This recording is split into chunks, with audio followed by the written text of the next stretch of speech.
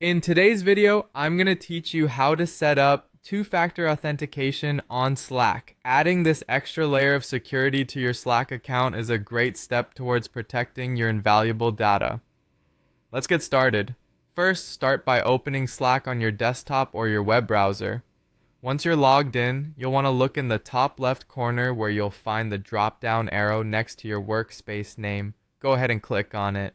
Often we overlook these small drop-down menus, but in this case, it's your gateway to Slack settings. When you click that drop-down, a menu will appear. Here you'll want to select Tools and Settings.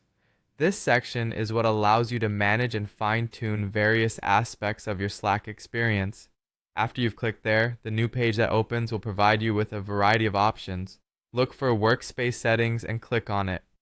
Now you should be on the page where you can see settings related specifically to your account. What you'll need next is to click on Account and Profile. This is the section where personal details related to your Slack presence live. In this section, search for two-factor authentication. Sometimes websites like to hide these features in small print, so keep an eye out. Once you locate it, click on Expand to unfold the relevant options. It's like opening a box to find something valuable inside. You're almost there. Next, you'll want to select Set up two-factor authentication. It's self-explanatory and very important because this is how you initiate the protection process. Now, a new window will appear asking you how you prefer to receive your authentication codes. Here, you have a few options, but today we'll choose SMS text message for simplicity and accessibility. Upon selecting SMS as your preferred method for receiving codes, you'll need to add your phone number.